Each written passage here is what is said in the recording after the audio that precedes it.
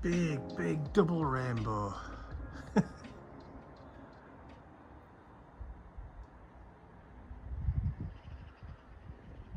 And yes, I'm stood outside in the rain. It is Friday today, Ian, yes. It's Friday today, everyone. Happy Friday. Friday the 12th of September. Yes, we've got a busy old day this morning. Oh, well, today. Busy old day this morning. Oh, this is what I mean. See, brain's not working properly. Got up early-ish. What did we do this morning? Went to the tip. We've been To the chemist.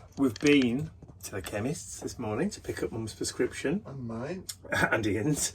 We then went on to the recycling dump it site and got rid of lots and lots of cardboard that we'd been storing up in the garage. So the garage is looking a bit tidier at the moment.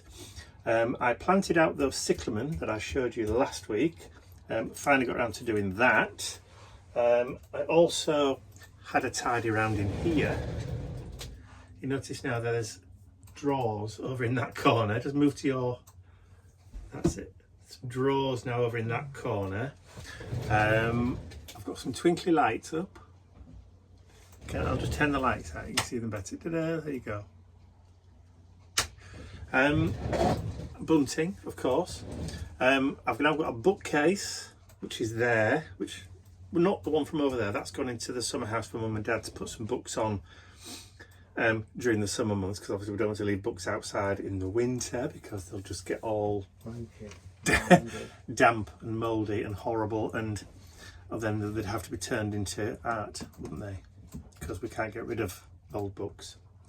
We have to gut them and use them in art. Anyway, so that's what we've done today. So we've had a tidy around, we've had a clean up, we've frightened some of the spiders, evicted quite a few spiders, haven't we? You have. Absolutely. Unfortunately, we still haven't got Wi-Fi internet because the electrician's not showing up. We sorted all the lights out last week. Brand new lights. Ian's got electric in his shed. I have. Sorry, his work shed, his workshop. He's got all electricity and stuff at the moment, but not studio, yes. Creative space. But no internet. So he's still got his computator in here. And we're still working in here. But what I have been doing is I have been experimenting with live streaming yesterday and this morning. I have been able to link up my website with my YouTube channel so that if I go live, it will automatically feed through to my website, and you can watch my live feeds on my website rather than on YouTube. The only thing that I can't do at the moment, without further investigation, is link the chat. So I'm looking at ways in which we can link the chat, because what I would like to be able to do is do some live streams, some live classes, but also so you can go to a specific website, a web page on my website, where there will be free, we'll say free, there will be digi downloads for you to use along, so you can craft along with me as we do the live art class. That's my thinking. So there will be resources for you to download, and they will be available from the moment you sign up for the art class, so for the mixed media art class. So the art, whether it's art journaling or mixed media canvases or whatever, as soon as you sign up for that, all those resources will be available for you to download or access in readiness for the video going live, because I will schedule the live streams so that you'll have plenty of advance notice. And then on the day, you just log into the page, which will be password protected, that you'll get told about once you've signed up for it. And then you can just go to the page and wait for the live stream to start and have fun. But like I said, I'm trying to work out how to actually embed the live chat from the YouTube live streams, so we can chat while we're doing the class too. rather than just me talking at, you know, people on the interwebs like I normally do. Running into the void. Like, well, kind of like what I'm doing now, really, because there's no interaction with anybody Me? apart from him and Mr. Bentley, who's laid out in the sunshine out there. So that's the theory, that's the thought behind it. And if I think of anything better, or a better way of doing it, that doesn't involve Zoom or Teams or anything like that, then that's the way we're going to go. Because the more you overstuff the plumbing, the more it goes wrong, to quote Montgomery Scott of the USS Enterprise. Scotty. Yes. So try and make it as simple as possible without having to register here and register there and register with this and all, and have an account with X, Y, and Z. I just want to be able to go to my website, log in onto the page, and watch, and interact, and do with me, if you know what I mean. Shout at you. Well, yeah, you'll be able to, in capital letters, in the chat, if possible. That's the thinking, that's the theory. Hopefully, the technology will be there to allow me to do it. You can tell winter's coming.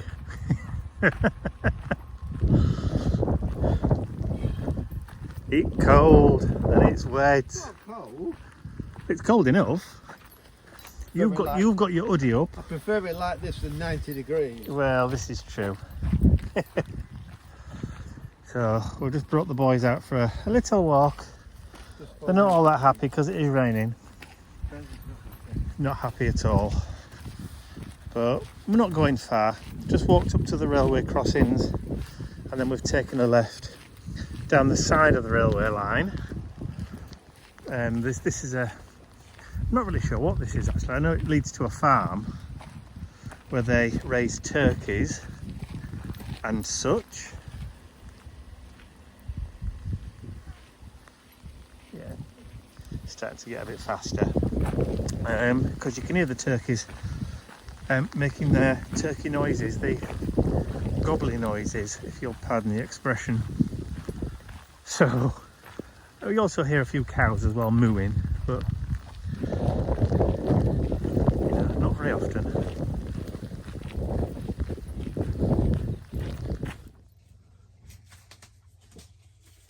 It's 2 o'clock, excuse me, on Sunday, the 14th of September.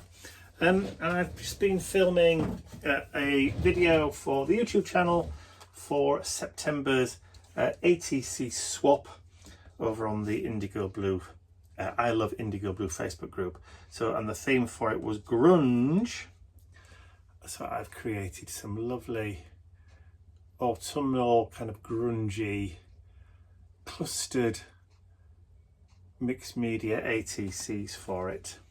My swap partner is called Sarah. Hopefully Sarah's not watching this vlog because otherwise, mind you, I'm hoping to get these in the post to her anyway, so even if she's watching on Thursday, I'm hoping that she'll have received them by now. So hi Sarah, if you're watching, and I hope you like the ATCs. So yes, that's what I've been doing today. We had lunch early today. Normally we have it around about 4 or 5 o'clock, but today we decided to have it at lunchtime. Our main meal at lunchtime, which was very, very nice. So we'll just have a sandwich or something, a snack later on. And I'm here all alone. And it's quiet. And it's lovely. Because Ian's next door, working in his shed. Apart from the fact that every time he walks past my windows, he pulls a face, like this, up at the window. It's very distracting. But that's Ian all over. Good morning. So, I've been doing more Spooktember videos. I think the ones I'm working on at the moment are the last 2.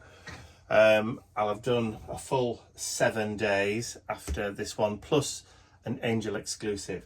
So if you're one of my angels, there is an Angel exclusive Spooktember video over on the blog, in the Angel only exclusive area for you to watch, which nobody else will be able to see apart from just you angels.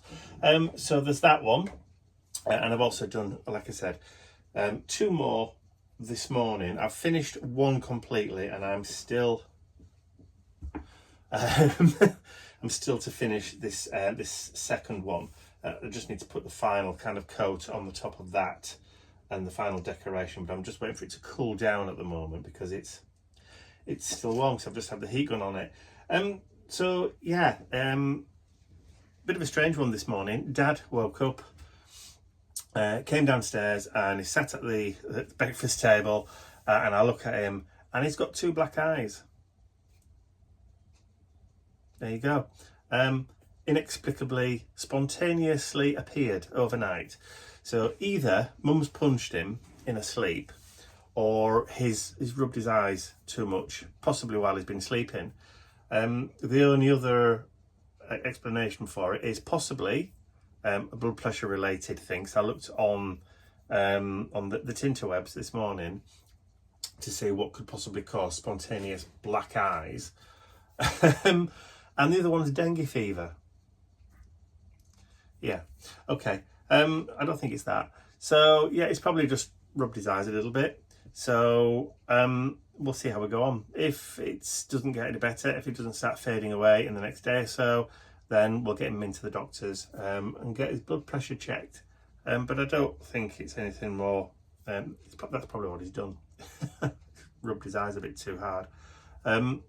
Yeah, I don't think it's anything too serious. I think it'll probably just disappear or fade away as it normally does. Because people at that age, at 83, get inexplicable and strange bruises on their hands and that kind of stuff. It just happens. You know, the slightest knock, the slightest thing can give you a bruise.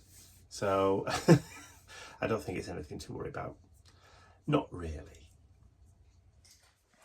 So the decorating continues. Yes, everything's now covered in plastic. This is not a scene out of American Psycho, I can assure you. Patrick Bateman, I ain't. But what we're doing is we're just covering everything up because we're painting the ceiling. We've already started with the coving. See, this is the colour here that we're going up and over with. So this colour here is the one we picked out from the wallpaper, and it's called Silent White. Not Snow White, not Silent Night, but Silent White. So, and as you can see, it's not a million miles away from the colour that was already on the walls, but we're going a wrap over. So we're going from the top of the picture rail up, over the coving, ceiling, right the way over, and then back down to the side, to the picture rail again. So, and then it'll be wallpaper here and wallpaper there on that wall there. And so the colour here, the Silent White, is also in the wallpaper too. So it's going to tone, it's all going to match, and there's going to be no bright white ceilings for us, not anymore. So Ian's already gone around, as you can see, and done the first coat up to into those alcoves there, and then gone all the way around up into the ceiling to make painting the ceiling a bit easier for me. Being the tallest of the two, that job falls down to me. Now, when we did Mum and Dad's bedroom, when we did Mum and Dad's bedroom, using the pole was great, but the ceilings in here are a lot higher. 2 foot higher. Well, we can. Yeah, so using the pole is literally, yes, it's no paint on it yet, but will be a lot easier. Yeah, but I'm doing it because, like I said, I'm taller. And so it begins.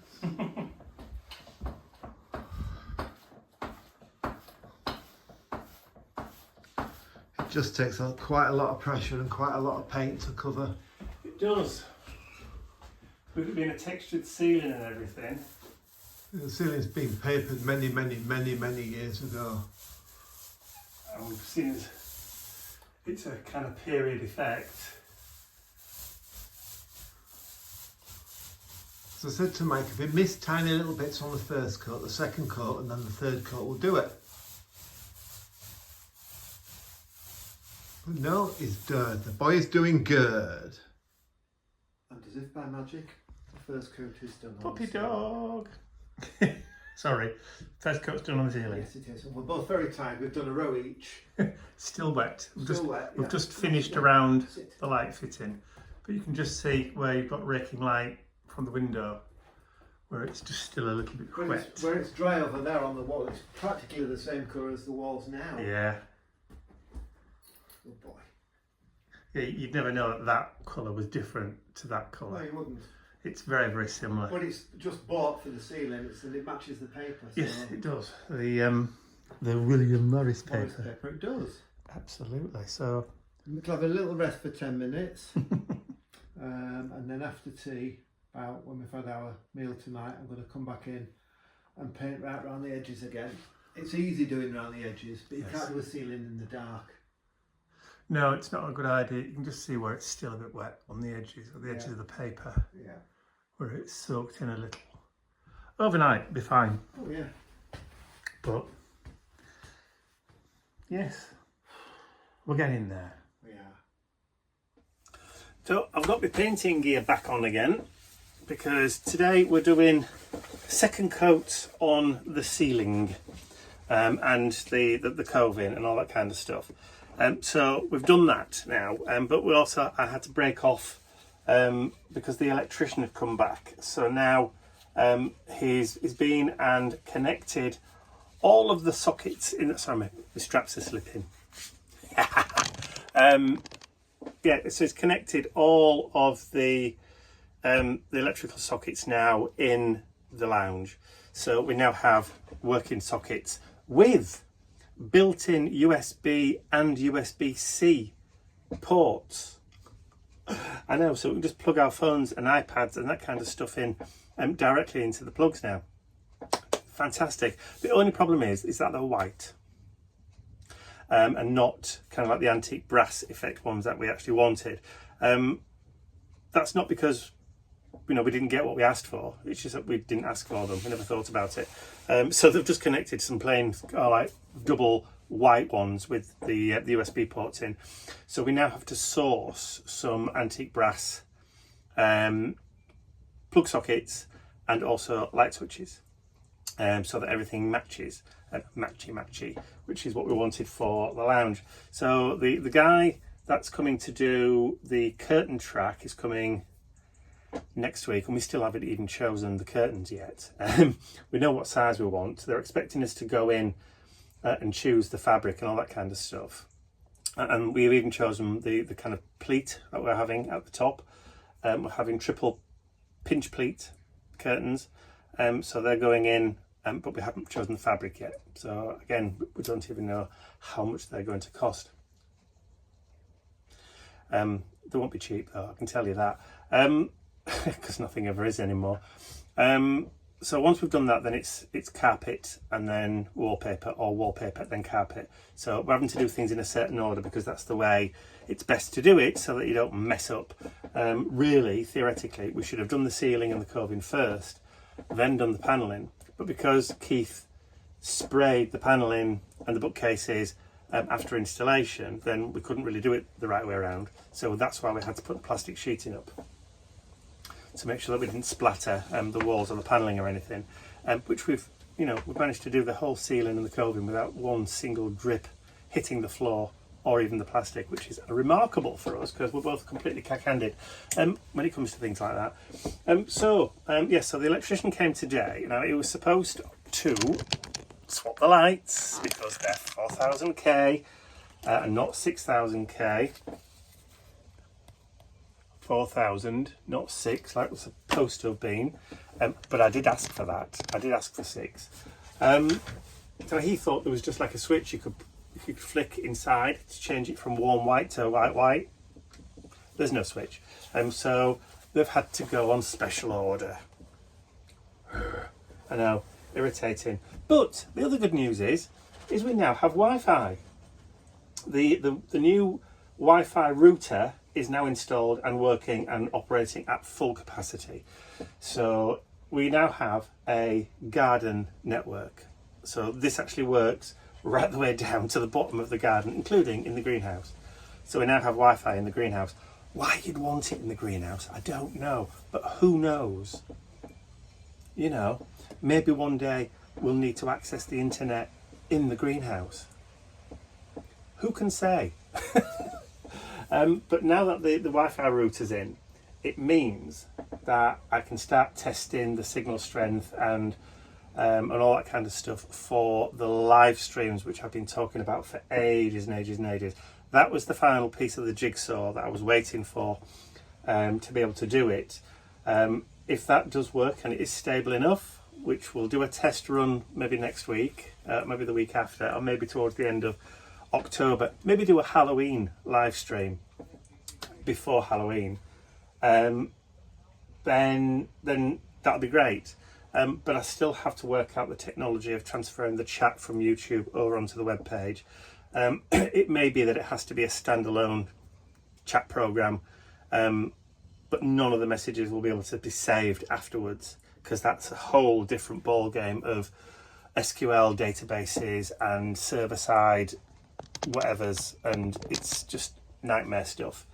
But if it's just a chat board, message board that you can chat and send messages to each other and talk, and I can see while we're doing the live stream, and then at the end of that, if it has to disappear, which makes it a bit more private and there's no record of what's been said as being kept, then I think that might actually be better, because, you know, nobody wants the words recording, do they?